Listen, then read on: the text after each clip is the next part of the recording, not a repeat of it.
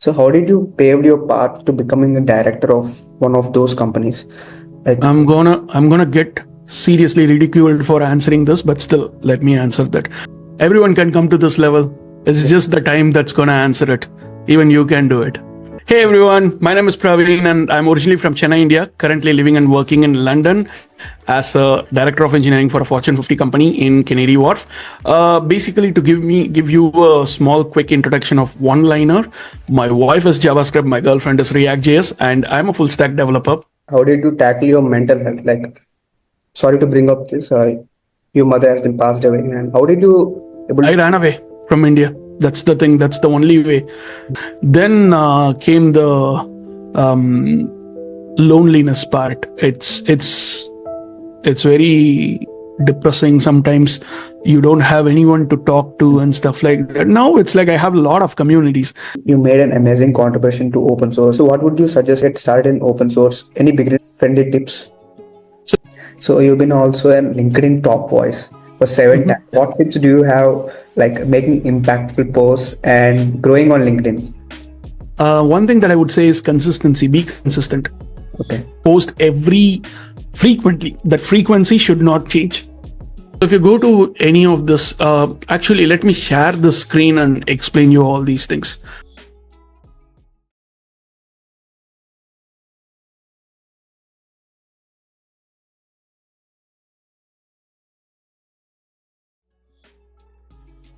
Hello everyone, welcome back to today's episode. Let's talk. So here we have an exceptional guest who is Praveen Kumar Pushothaman, who is not only an international student like many of us, but director of engineering of one of the UK's Fortune 50 company in Canary Wharf. So we'll dive into his amazing journey, learn about his approach to acquiring skills and how to contribute to open source and tech stack helped him to get where he is.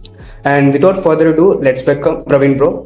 Hi bro. I know you prefer being called bro, but honestly it's a bit challenging for me. And I believe you are in the UK, you are in London, and it's been at least a couple of months. You know, sir is a banned word and people like them calling by name, right? Then what is challenging, man? Just go on, Pavan. Because of Pavan and Praveen, it is almost similar, right? yes, yes. So Hey because, everyone. yeah, because of your seniority and extensive experience. Doesn't matter. Everyone can come to this level. It's just the time that's gonna answer it. Even you can do it. Simple. So let's stick with bro. So how are you doing? Doing great, as usual. It's windy outside.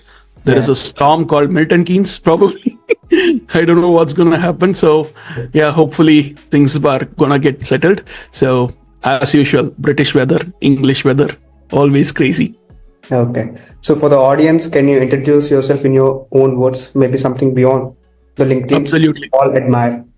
Sure, Praveen.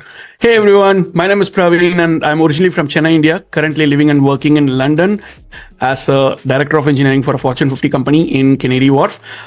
Basically, to give you a small quick introduction of one liner, my wife is JavaScript, my girlfriend is React.js, and I'm a full stack developer. Hi. let it digest. That's fantastic. So the first time I met you is like I was during the Fitch Group Codathon. Codathon, yes. My first impression was, wow, such a senior person, yet so friendly and humble. And you're also very cooperative. Like you're also guiding. Basically, I want people to treat me like how I want to treat people. So same thing. So I want to treat people how I want to be treated. So if I'm with you in such a way, just be the same way to me. That is what I love. So as simple as that. If everyone follows that, it would be nice. Yeah. It made it, I mean, you're able to guide and you're also so approachable. And Thank you. thank you for being so approachable. And let's dive into the questions. Sure. So let's rewind to 2006 to 2010. So your college days at Anna University. So how Right. would you describe yourself back then? So like, were you always confident and smart? What inspired you to pursue computer science? Contrary to whatever you said just now, First thing, I'm not from Anna University. It's a huge college. It's a huge university back in India. But no, I'm from one of the tier 27 colleges, and it is actually an affiliated college for Anna University. So I don't want to name anything right now because obviously back in those days everything is like crazy. So yeah, and one more thing is being from a tier 27 college. Yeah, you heard it right. It's not tier 2 or tier 3, it's tier 27. Like basically even some of the professors have got no idea what they are teaching. And we used to get a lot of crazy incidents in my college with we have some rules. First rule, girls boys no talking. Then no t-shirts are allowed, no mobile phones are allowed. Hey, by the way, we have electronics and communication engineering and computer science and engineering. No mobile phones are allowed inside the college campus. Think about those hostelers. 4 years, no mobile phones. So that's how it is even right now. So coming to my interest, basically from the age of like say 7 or 8, I started dealing with computers and stuff. I got a lot interest when, to be honest, there is a small backstory. How many of you have heard of Dangerous Dave game? No? Bro, 2K Kidani. All right. Okay. So there is this amazing DOS game called Dangerous Dave. And I used to have a fight with my younger sister in the sense, she's my mother's sister's daughter. So not siblings, I'm the only child. So she used to always win the game. And then I'm like the one who doesn't even cross the level 7.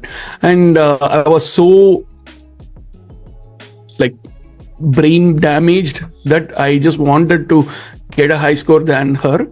I was just looking through what are all the different things were there in this game. Instead of playing the game, I was like looking at the game's architecture. What will a 6th standard guy know about anything related to architecture?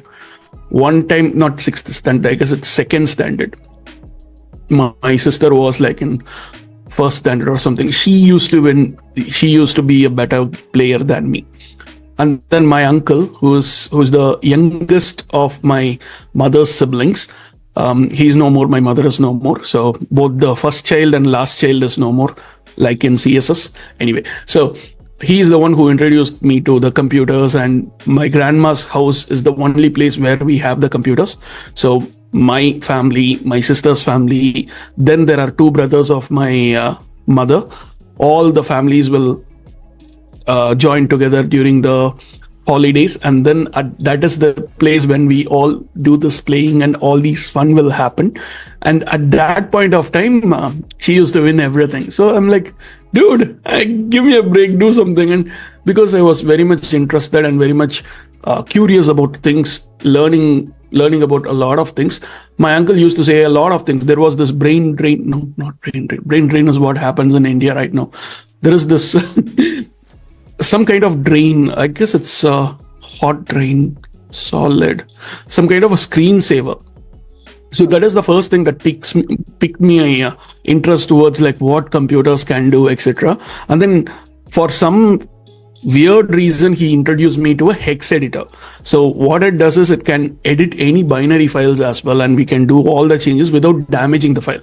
Ever heard of like all these people, they will open exe files and DLL files using Notepad and they screw up the files, right? So the applications get screwed up. But if you use a hex editor, it just edits only those things. Your app works perfectly fine. Whereas if you open it using Notepad and just press save and then that's it. Forget about that. You just need to bend this. So I was like looking through this dscores.dav file, and then I was able to see that, okay, so hexadecimal 1, 2, 3, 4, 5, 6, then A, B, C, D, F. Okay, that's hexadecimal. I learned something totally new. I mean, what would a kid of like 10 years of age know all these things? But I kind of like tried to put my head around it. I thought, okay, great. This is something really nice. So I started editing the scores. Yeah, talking about cheating in exams.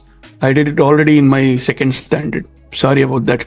Okay, so changed this high scores, got a good thing. But more than that, I started looking at things in a different way. Wow, this is called programming. This is called computers, coding, wow, this is a world which I'm really interested in. So that started in my 10 years of age.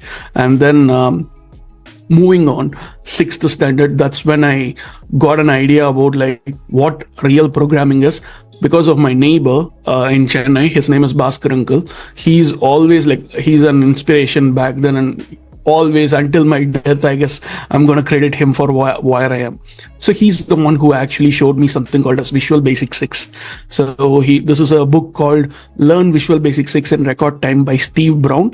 And that's my first programming book, and I fell in love with it. Like, I started learning how to work with Windows Forms and VB6, right? So everything is graphical and English. Visual Basic is completely English based. So I started learning all these things, and then I fell in love with the programming language, which is very easy. Then I realized that it uses an application file. It is a Windows application file, so you cannot make it run on other computers because it is a local file.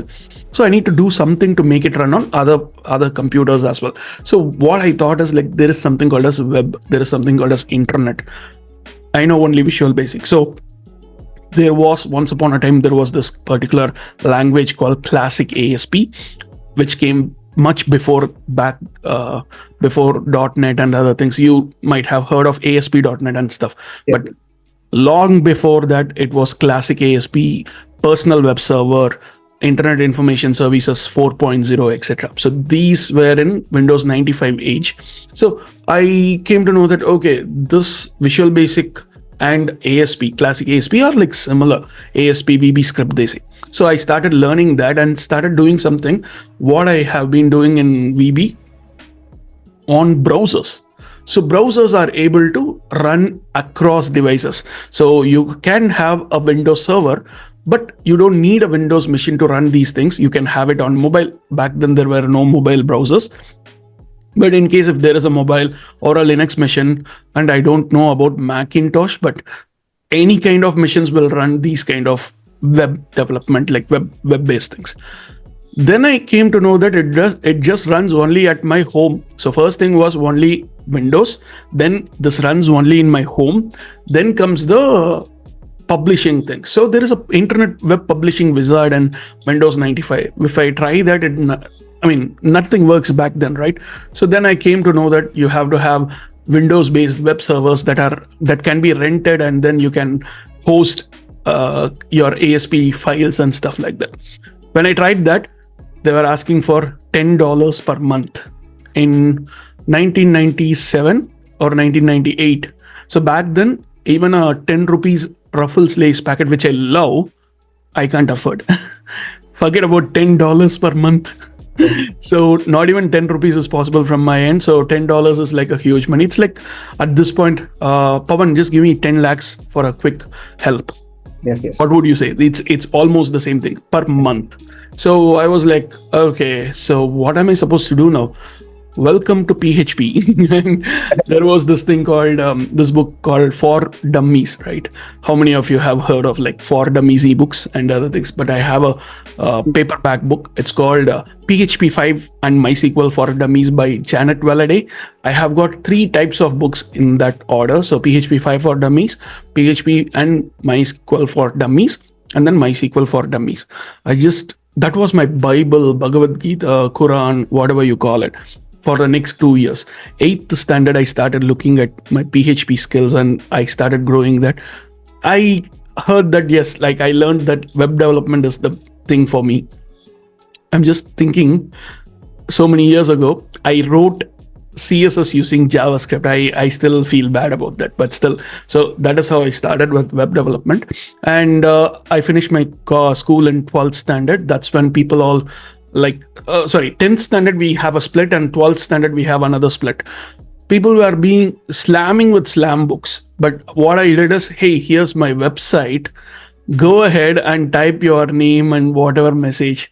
That was my first breakthrough. No one understood that. Not a single, maybe 1 or 2 people signed that. I still have a physical slam book, but no one understood what exactly a website was and stuff like that. And maybe I was like too early for that. And then later on, by the end of my 12th standard, I was like mastering PHP, and then 4 years of university college in one of the 238 affiliated colleges of Anna University, Tier 27 college. I got a bit of support, and kind of like, to an extent, it's complicated. And I created a portal at the end of my college where someone can actually. So, have you heard of Orkut? No. Okay, great. Perfect ISI Agmark 2K kid you are. Anyway, there was something called as Orkut before Facebook. So you know at least Facebook, right? Yes. So I created something similar to Facebook long back, and then but that was not appreciated by on the final year project side. I wanted to do an individual project. They bashed at me. Dude, you have to do a teamwork. Okay, yes. Until today, even now, I suck at teamwork. But yeah, I have to look seriously on that. Okay, then I did a kind of like a social network for connecting academicians, students, and technology people.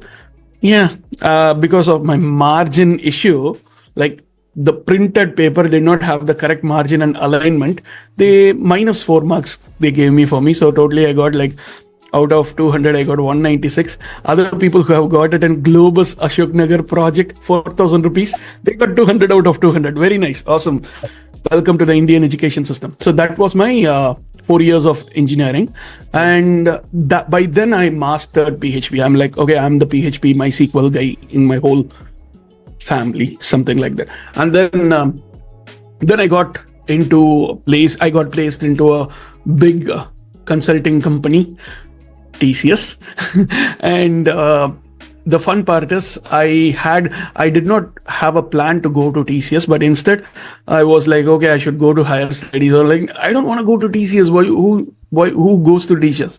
And then later on, like the Shah Rukh Khan of IT, there is one person called Krish Ashok. I'm a huge fan of his stand-up comedy, slapstick comedy, dark comedy, and other things. And I said, like, suddenly I got a chance to connect with him. I said, like, Krish Ashok, you are my, like, the dream. I'm a huge fan of you and stuff like that. I want to work with you, whatever it be. I just finished my college, and I even got an offer from TCS. I want to throw it away and just come and work with you.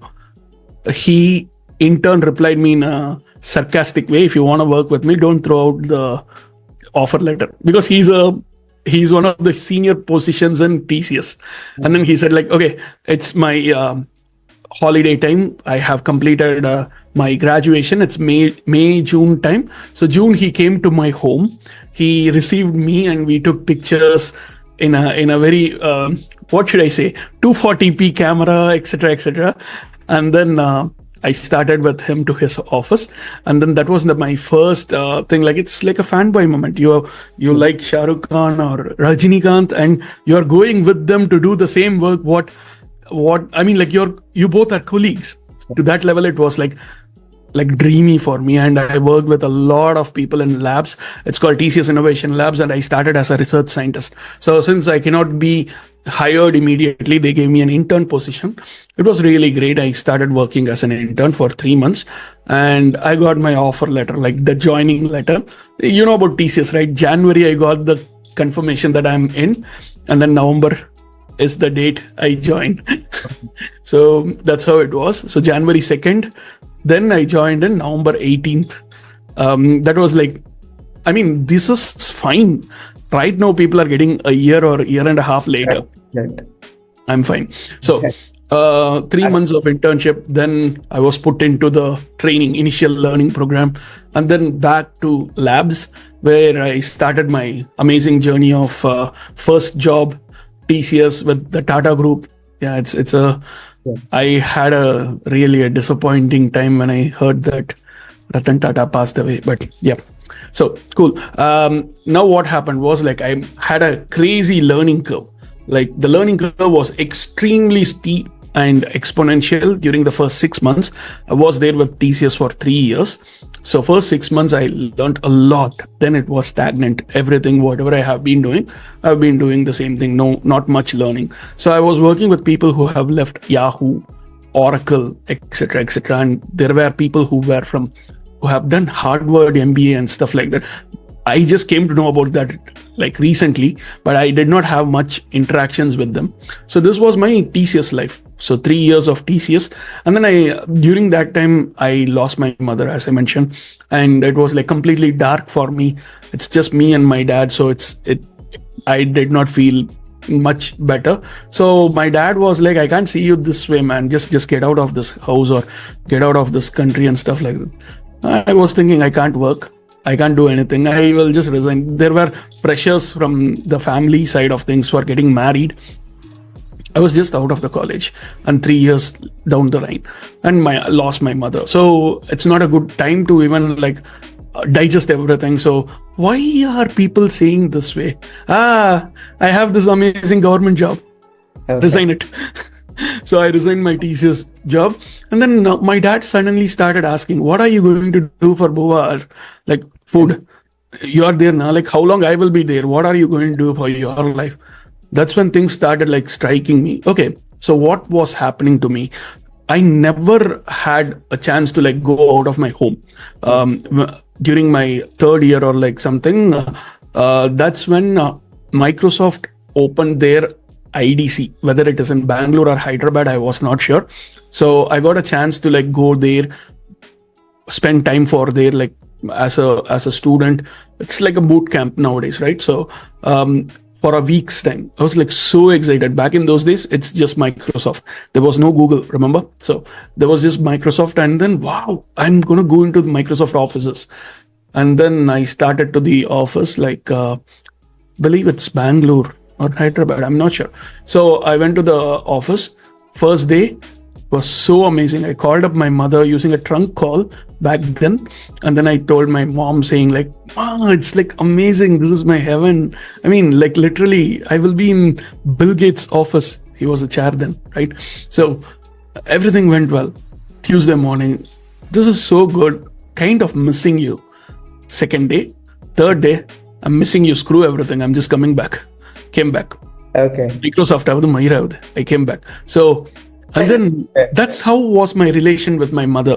Yes. And within 5 years of that incident, no, within 5 years or 4 years, so this happened in 2008, 2012, my mother passed away.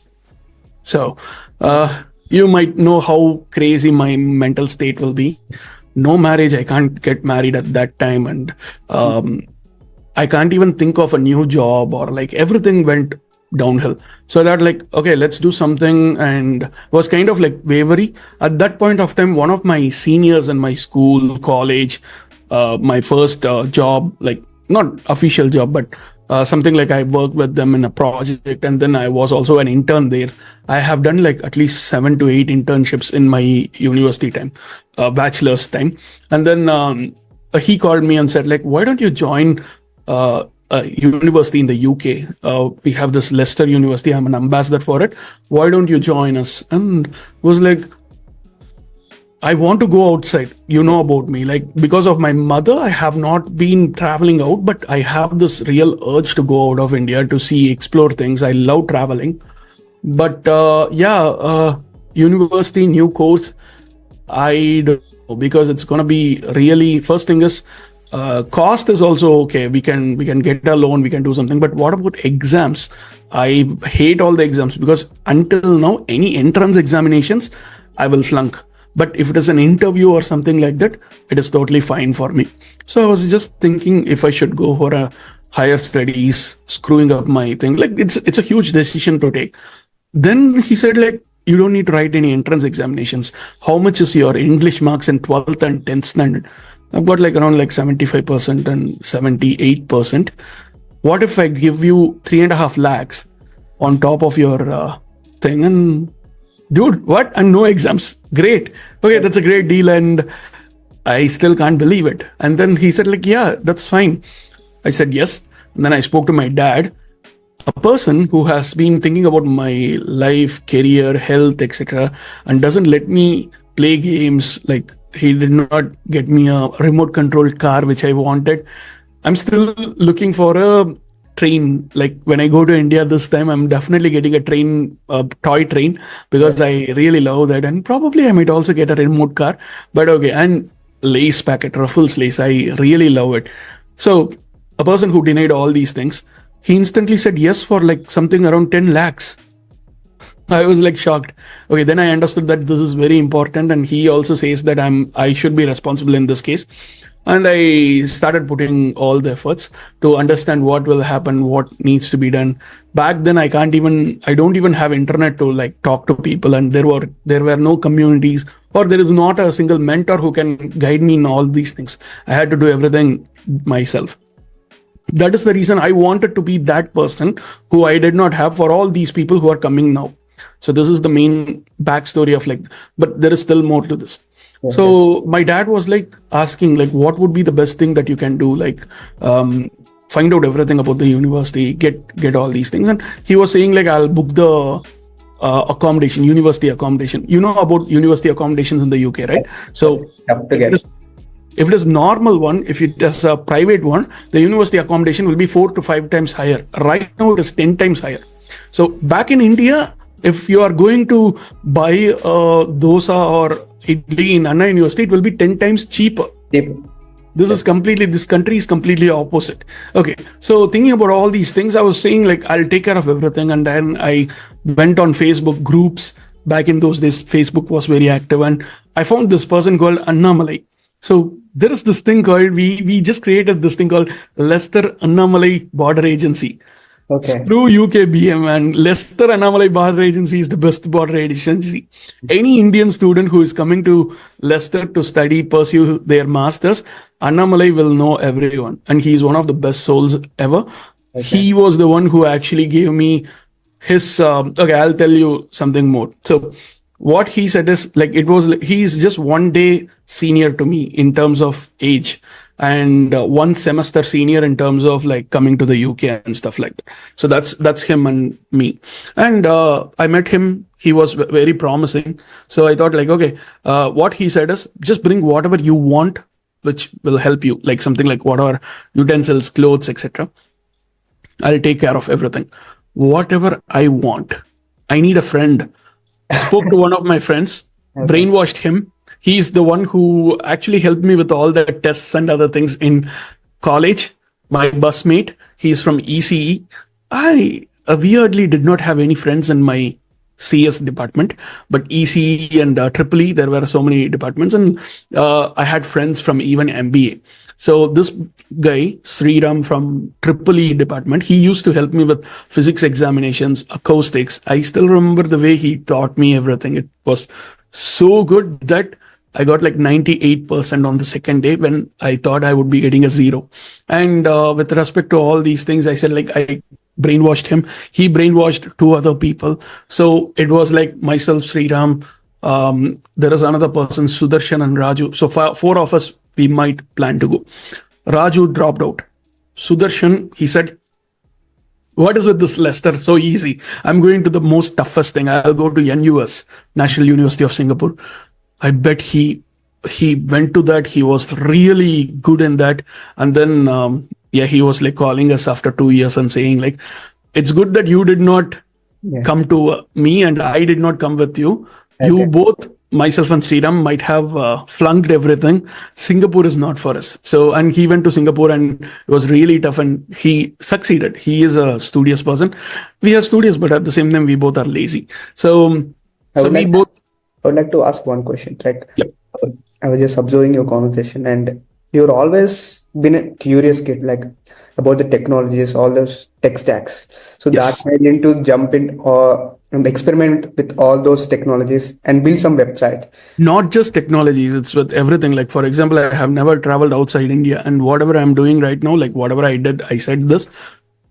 That was the reason behind like why I wanted to go to the UK and stuff like that. That's another story. Yeah, I keep telling a lot of stories. Yeah, sorry, go on. So is there any in between, did you face any self-doubt, like will I able to do it? Every single time. Imposter syndrome was something that I was born with, we can say. But at the same time, I was just thinking, okay, why do I feel this self-doubt? Because of this. If these 3 things are fine, I would be fine with this one, right? So how do I overcome this? Okay, first thing, I'm not a public speaker.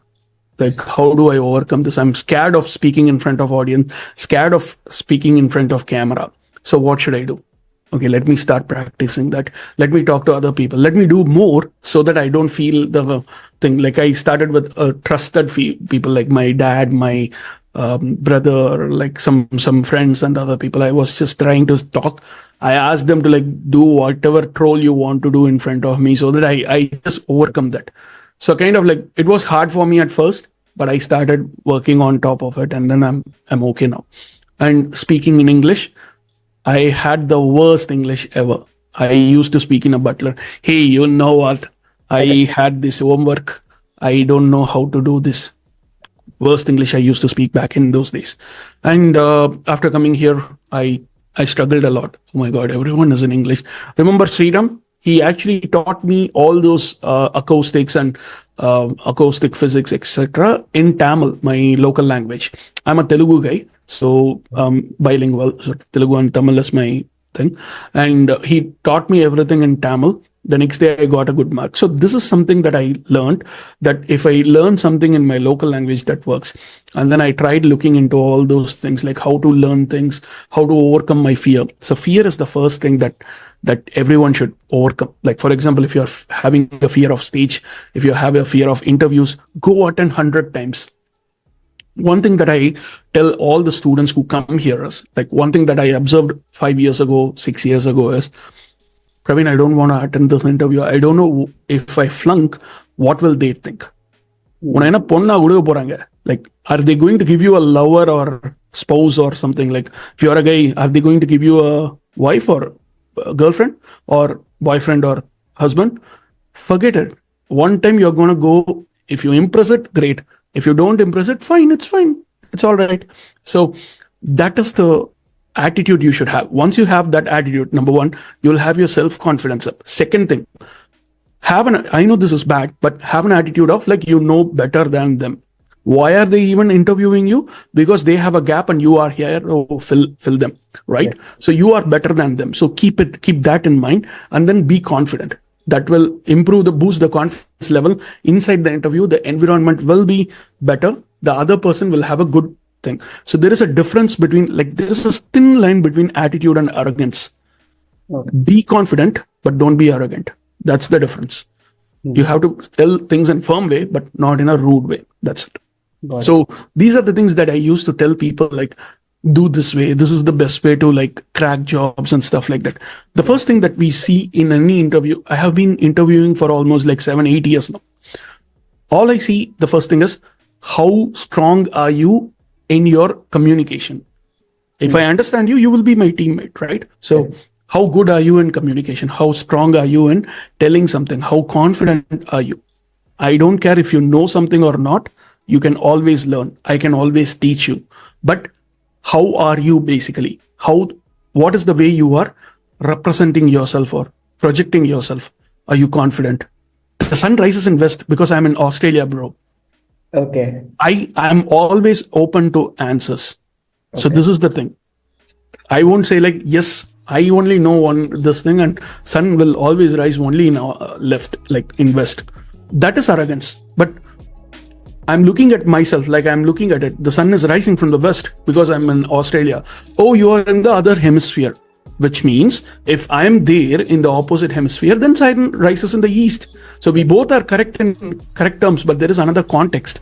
Sun rises in the west in Australia or in the lower hemisphere, and sun rises in the east in the upper hemisphere or in other countries. Basically, I'm not even sure if this is correct. See, the confidence that I have, and the submissive nature, in case if I am wrong, I'm ready to accept. So this is what is mainly required for anyone. This is a good attitude to carry. Or if there is anyone who can comment me saying like, it is good, but you can be better or something like that, please let me know. But this is my stand. I can totally relate with, because I also have too much self-doubt within me. So that's what made me to do a podcast, so that I could get comfortable and talk with the guests. And self-doubt is good. Because one thing, your fear is actually a good thing. When a bit of fear will actually make you good, responsible. Yes. If you don't have fear, if you feel that you know everything, it's okay. You know that the serenity that you might have, that might screw up your life. So a fear is good, but not too much fear that will not let you progress. Yes, yes. So coming back, you traveled to UK. So that was your first time with your friends. What was the experience like? So did you face any cultural shocks or have any funny stories from when you first arrived? We'd love to hear about it. Obviously, man. What else I should say? So the moment I landed here, everything was clean. Okay. Sorry, India. Please, Swachh Bharat and all useless. Okay. Anyway, so everything was clean. Secondly, the new thing that happened to me is everyone started respecting each other. Yes. In India, I don't think there is any meaning for respect, privacy, anything, right? So whenever you go and buy a chocolate for 50 pice, they will ask your phone number, Yeah. your address, your Aadhaar card details. What the hell, man? So there is no respect for privacy back in India. That's what I would say. Why I'm saying this is like just 10 months before I was in India, December and January. Again, December and January, I'll be in India. They are going to ask for Aadhaar card and all your personal information. Are you married? How many kids you have? If you are buying 150 paise chocolate, I don't know what is the concept behind that. With one chocolate, am I going to what, terrorize the whole world or what? Anyway, so that is totally here opposite. So you get respected. You have a huge respect towards your privacy, which was the first shock. Oh, wow. Okay. They are respecting. This is nice. Second thing, pedestrian signals. That's nice. Yes. Okay, good. We have a separate route for pedestrians, which you cannot find in India. We always go in the main road, in the middle of the road. Jaywalking is there in India. Here it is not there. Like you can cross anywhere. You have cows all over in India, so something like that. That's actually a stereotype. I think, nah, not stereotype. It's a fact. In Chennai, still the cows are going on in the roads. You see a lot of dogs and cats probably. I wished I could see a lot of cats in India, but no, I couldn't find. So here there are all only no stray dogs or stray cats. I wish there are stray cats here which I can take. I love cats. And then one major thing is like, okay, I know this guy is a director of MSc programs in my university. He has a doctorate and all. He's a Dr. Stephen Reif Marknick or something like that. But I did not come to him for a consultation. He's asking, the moment I saw him, are you all right? I know that you are a doctor. I'm not a patient. Yes. Then in Tamil, we used to say, Nalla irkingla. Yes. Are you feeling good or something like that? That's exactly the transliteration. But in general, in English, we used to say, how are you?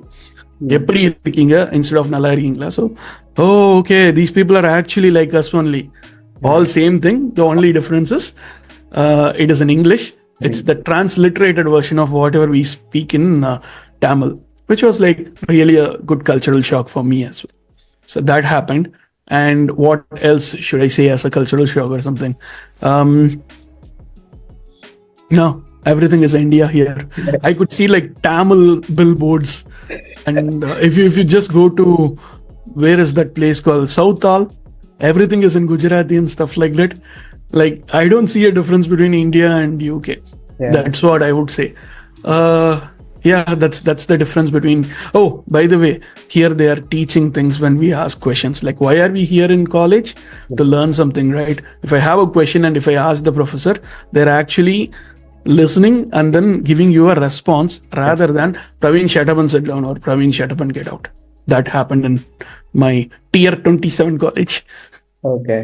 Got it. So I can totally relate with. So initially when I came here, like around Jan, so the first thing that I got, like I went into bus. So I don't know that we have to press the button in order to get down. So I don't know about that. So I'm just looking why it doesn't open the door. Who told that? Was that in a respectful way, or like what happened? Nearby there is a lady told that you have to press the button in order to stop. So that's I get to know. Oh, same. That was something new. Yeah. That's how I get to know. Okay, this is the thing. This is the system. But actually, I was not in London initially. So I came to Leicester. So basically, it is like I need to go to the 2 stops further. Okay, £2 or something like that. They will take the cash, and the driver knows that I would be stopping here. So I did not get that point. But pretty much, this is what happened. So how did you tackle your mental health? Like, sorry to bring up this. Your mother has been passed away, and how did you I ran away from India. That's the thing. That's the only way. Because I have a very sensitive mental health for me. Anything that is going to hit will hit hard for me. So I was like literally like a zombie for a couple of months. Then my dad realized and said like, okay, just do something, go out of this country or something like that. That's when I realized, okay, let me do that. I was having a feeling that I might, I did not think about my dad back then. Now I'm like, I feel guilty, but I can't do anything because I'm like, I have to be here. If I have to work, I cannot work out of London. Even if I want to go to Leicester, I cannot work. So these are the things that actually make me feel like, okay, I made several wrong decisions, but it's okay, fine. Everything is for good. Let's see what's gonna happen. Because you left your dad and come here, and it's all alone, like lonely journey. So you have to. Exactly. See, one thing is like very sure, but be very much prepared and be very much brave about being alone. Like even right now, I'm alone and I have got a lot of health issues at this point. If you are staying at home with your parents, it is completely a different world. You might be much healthier than staying alone. Like it's not about me eating junk foods because I stopped eating junk foods long time. Kaasillappa. I'm not that rich. So I started cooking on my own because I'm a vegetarian and then I cannot even trust a lot of things. Once I went to Scotland and when I was asking for a vegetarian stuff, they were suggesting me a fish. Dude, which plant does fish grow? The hell. Anyway, so thinking about all these things, I started cooking on my own and I'm still a vegetarian, probably a ovo vegetarian. I love eggs as well because I have to have eggs. Back in those days, I'm just thinking, first thing what happened was, I will not even touch an egg. When I touched an egg, I used to wash my hands with soap. That was the character of me. And then first time when I had egg, was okay. And I have had eggs through plum cakes and other things, which is okay for me. Not religious, but it's like something that I have never tried. Then I started with egg omelets. And when I called my grandma and said about these things, mother was not there. Now grandma is my close then. So my grandma did not speak to me for almost a week after I said that I started having eggs. And again, I convinced her it's my medical reason. Anyone who comes to welcome to the UK, you get rid of your vitamin D. So because of that, obviously as a vegetarian, there are only two things, eggs and milk, just like a snake. So started looking at that thing. So I thought, okay, that's fine. Religiously, there is no problem. There is this Munishwar god who takes meat and all. So it's all good. So it's not about religion as well. It's just me who have the whole family who has not had eggs or anything like that. So just because of that, I was like, okay, fine. Then came the loneliness part. It's very depressing sometimes. You don't have anyone to talk to and stuff like that. Now it's like I have a lot of communities. If I need something, like I can just go to a meetup, I'll tell that, okay, this is what happened, and I can feel myself happier. There is no problem, and I kept myself busy. There is this Pavan guy who calls me and says, need a podcast, torturing me, and then finally here. So these are the things that keep me active, and thank you, Pavan, for doing this. So this way, if you have something engaged that actually helps you or others with their career and other things, something, just be helpful for others, because once you are here, we have to help each other, as simple as that. So that is something that is very strong here, and a lot of people, since they all understand the pain, and understanding the pain, there are scammers as well, so be careful about that. So we have to help each other. So that's how I keep myself sane in terms of like mental health and other things. It is tough, but it is possible. Yeah, okay, got it. So how did you pave your path to becoming a director of one of those companies? Like, I'm gonna get seriously ridiculed for answering this, but still let me answer that. This is my 29th company in the UK. okay. Keep jumping and you will easily become the CEO or CTO. Okay. That's the short story, but at the same time, it is not that easy. So if I go out and say, let's say, I hope this should not happen. If, let's say, my current company kicks me out, I have to get a new job. And if they see my credentials, Praveen, you have just been 10 years in the UK and this is your 30th company. If you join us, we can't trust you, get lost. Yes. Happens, right? So you have to also handle that. But at the same time, you bring to that company that you have got like almost 30, 30 in paper, but I have worked on multiple companies.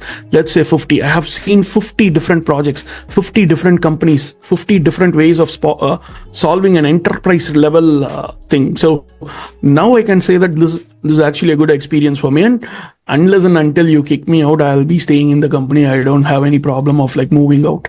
So basically, I want only two things: a good work environment with a good salary and a MacBook Pro. That's it. So if you give me these two things, I will be staying with you. As long as other companies come and say, hey Praveen, we have a 20% increase in your salary, come and attend this interview, I will not say. I'll say no for it. Yeah. You should be happy in your company. As simple as that. For employers, look at this. Also, my employer, please ignore all these things. I'm going to stay with you for another 7 years. Okay. Okay. I love my company. I love my don't love your company, but I love my team. I love my boss. My peers are really amazing. Although I'm giving a lot of stress to them, I've been pissing off them for a long time, for the couple of months, couple of weeks. Again, it could also be my health as well, because I less vitamin D. Because of that, my mental stability is going off, and then I might not behave as how they want me to behave, etc. But still, considering the health, please, boss, let me. So basically, you learn a lot from different companies, and whenever you jump a company, you get a good pay as well as a good position. So for example, obviously 10% increase from your current pay is going to be obviously your next position, right? So to a company that is similar to what I'm currently in, if I go, I would be going to one step further. And if I do it like every 6 months or 3 months, because I'm a front-end developer, a lot of people, oh, you have done your painting job, get lost. So this happened in Accenture. Okay. When I was with Accenture, I used to switch projects extremely frequently. So that's why I said it could be 50 companies that I have worked for. I worked for Sky, I worked for HSBC, I worked for Lloyds, I worked for GWP, HMRC, Tower Insurance, Facebook, Meta, Google, Twitter, whatnot. You just say all the companies that are tech or anything that require front-end development in the UK, I would have worked with them. So something like that.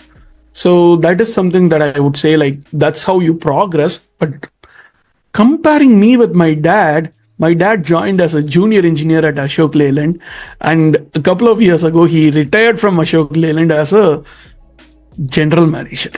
Okay. I don't know how he survived like 40 years in the same company. Mm-hmm. I can't. Like, my maximum tenure in a single company is 3 years, and that is my current current company is 2.5 years. I literally want to make sure that I at least cross the 3.5 year mark. Let's see if my company keeps me here or kicks me out in the next year. I'm just trying my level best to like sustain my position, because obviously politics and my health, because of my health, my output, everything is money, right? So they have to think in company's perspective as well. So anything might happen anytime. And with the rise of advent of AI and other things, dude, you don't need people like me now. Yeah. Claude 3.5 Sonnet can actually replace me. Yes. So in this evolving era, so how does one go to that level of mastery like you and be confident? So I have been doing a lot of things. So for example, one main thing is, in this country, your network is your net worth.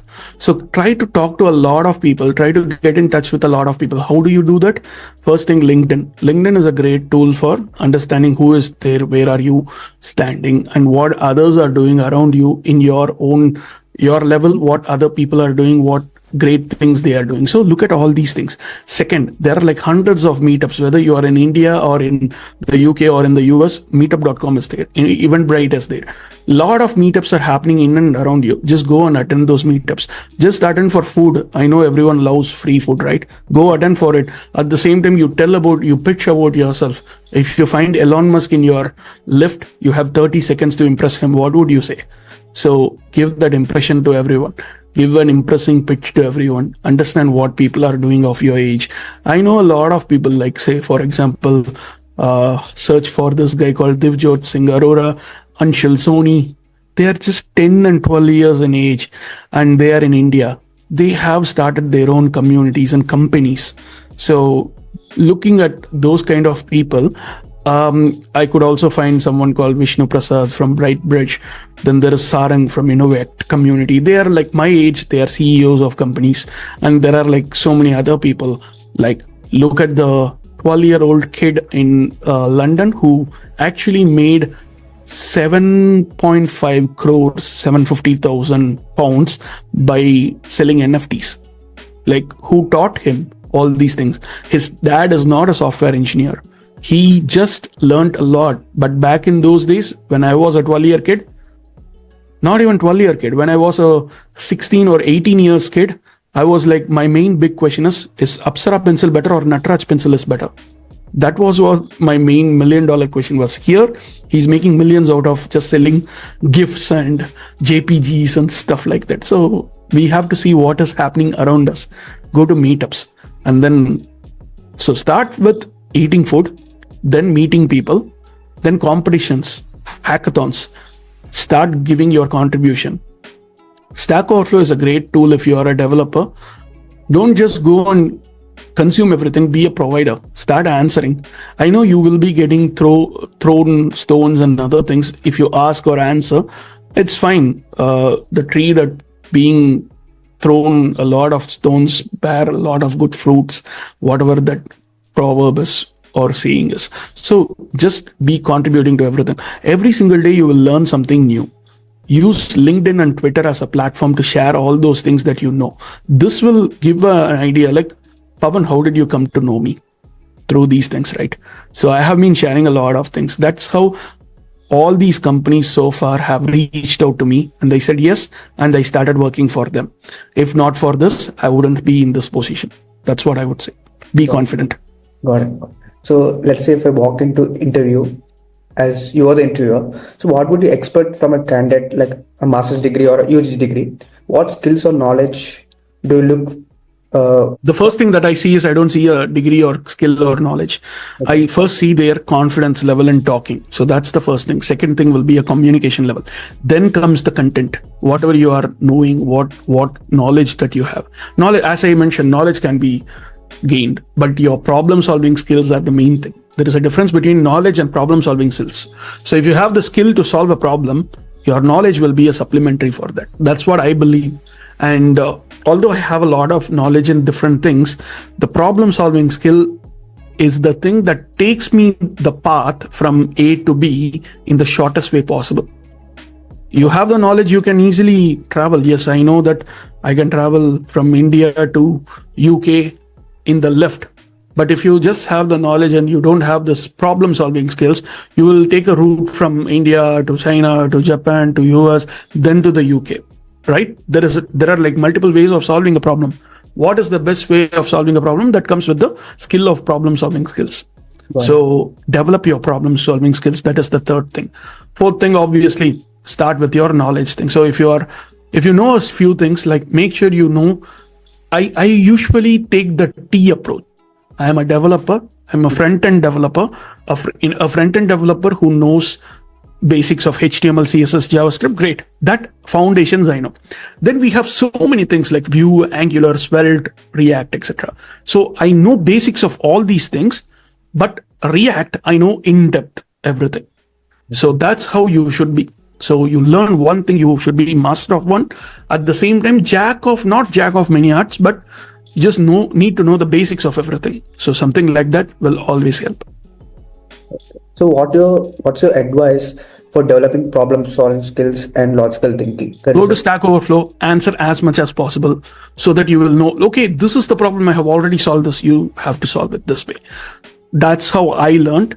I have been extremely active in Stack Overflow for almost 6 years. And then I just left it because of the toxic community, but find something similar. Okay. I started mentoring a lot of students.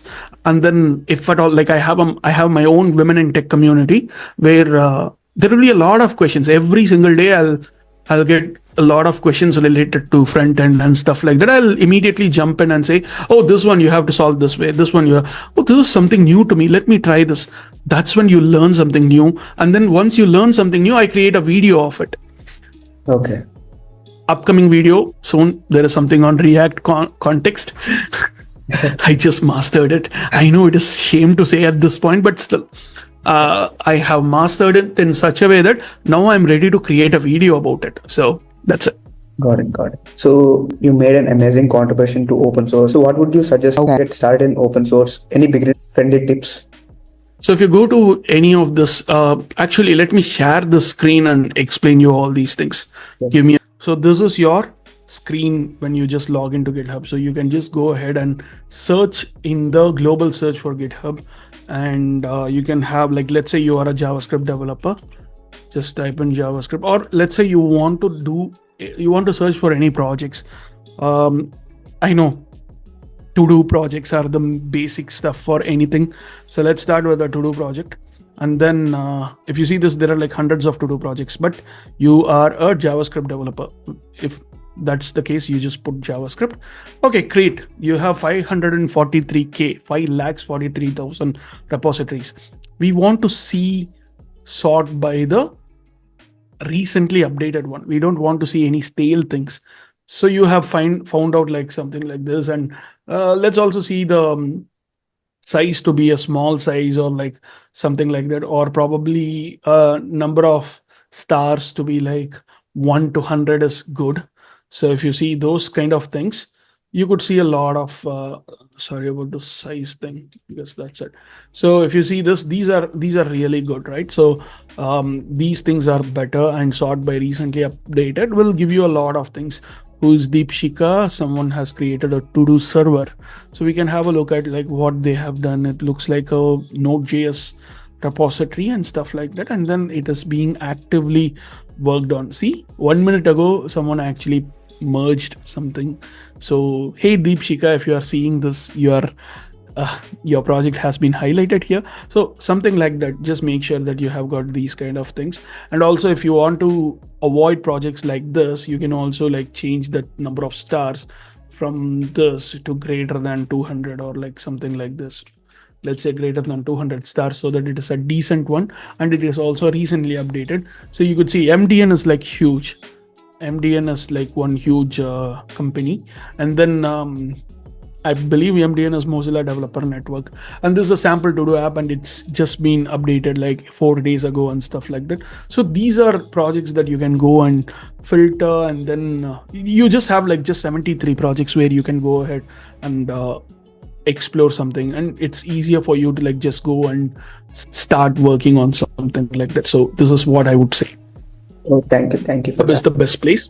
Filters, use the right filters, and then get the right output, and choose the best project to start working on it. Okay.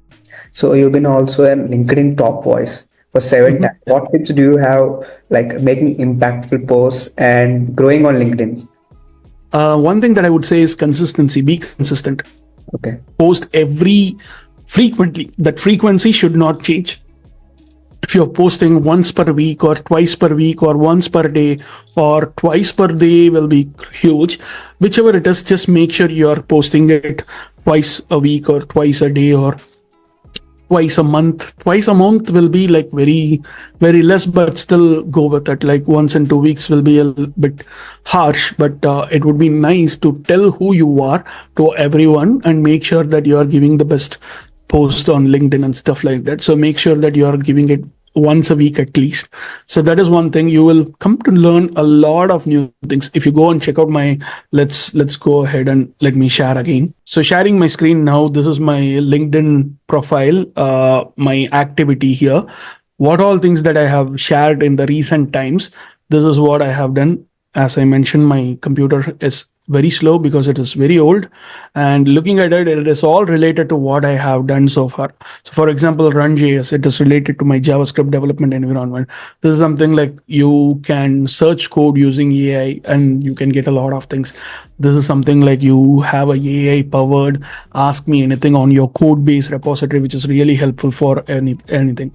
And I'm always like bored about like creating forms which are looking boring. So have a look at this video where I talk you through how to create something really beautiful. Then 12 key techniques in optimizing your React application, which is very important in this time. And be productive by using some libraries which automatically help your clean the clutter of your development environment. I gave some talks in my time, so I have added those things. Then this is something that I personally liked and I saw it. It's a bug bounty in real life. I did not share it with much, but this looks nice, so I just shared it. Then again, like this is actually the output of those beautiful forms thing. This is exactly what I was talking about. And then there was this hackathon where I said like, okay, let's go ahead and tell about this hackathon and stuff like that. And this is really, really cool. Front end performance cheat sheet. Byte Go is really amazing. The person called Alex Zhu has been sharing a lot of tips and tricks, and I really find it very helpful for my work and for anyone to start with something really nice.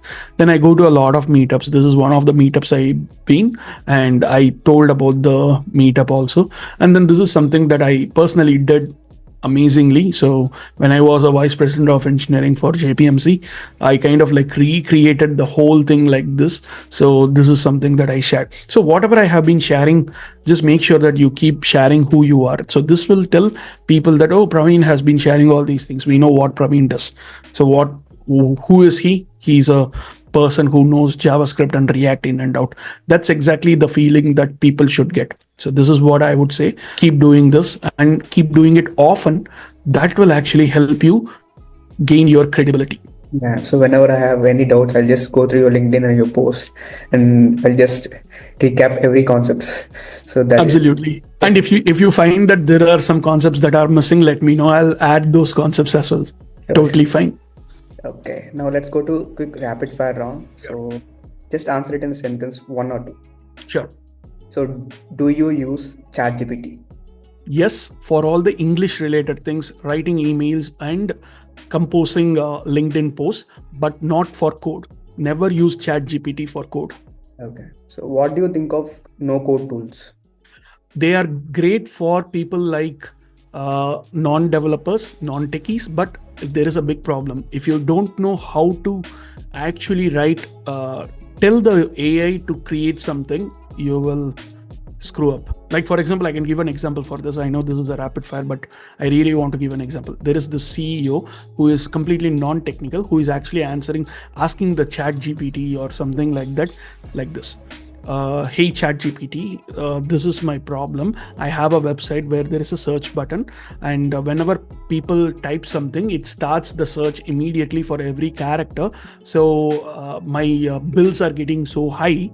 What I want you to do is give me a solution to number one, when people type, for example, phone T, and then they pause for a while, don't send any request, wait till the person puts another thing within a certain time, and then if they type H, stop any request that is about to go. So give this wait time and then do, because my server bills are very high. How much I have written? This much. What is the solution of it? I can write the same thing as a developer.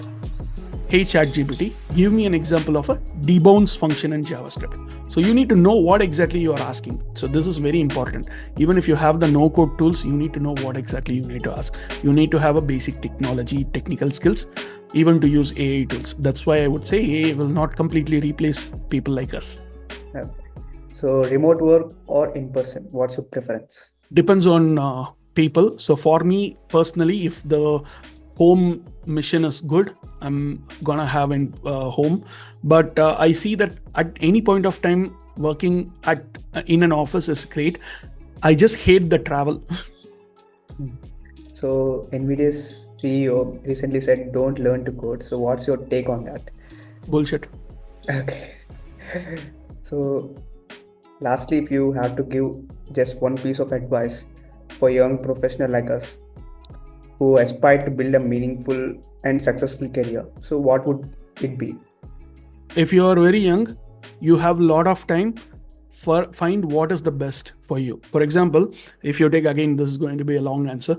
I love JavaScript like I love my wife or girlfriend. I love React as like I love my girlfriend. So these are the two things that I personally have it, right? So in that case, I know what I'm good at and I know what I love. If you give me a work that involves Java, not JavaScript, the backend language, Java, if you are going to pay me 1 crore per day, I will turn down the offer for a JavaScript role which pays me 10 rupees for the whole year. So this is the passion, this is the clarity I have on what I want to choose, what I don't want to choose. So this clarity comes with practice, comes with exploration. Explore everything. I have seen a lot of people who have created the same app in different languages. Try doing that. And then finally say, oh yeah, JavaScript is my best. Python is the best thing that I can do. I don't want to focus on any other things. But initially, try everything, because obviously the market is very volatile, so you have to be on top of everything. So make sure that you're good with all these things, and then if you find the best, stick with the best. No, sure. Thank you for the great advice, and it's really great conversation. I learned a lot, and you gave some LinkedIn tips, open source tips, everything, and you shared your journey as well. So that is really inspiring Thank you. for students like me. So thank you for coming to this podcast and sharing your insightful journey. Thank you. Yeah, feel free to connect with me on LinkedIn and go check out my YouTube channel as well. I have been putting a lot of effort on creating nice videos which are very short in length, and it is informative as well. And anytime, any career related help or guidance, I'm always here. I'm just a message away. So that's it, guys. That's the end of the video. So I put down all the links related to Praveen sir. So please go check out, and he's also providing mentorship as well. So please, I will put it all in the description below. So that's the end of the video. Bye. Please subscribe, like, and comment. What are your learnings from this video? Bye.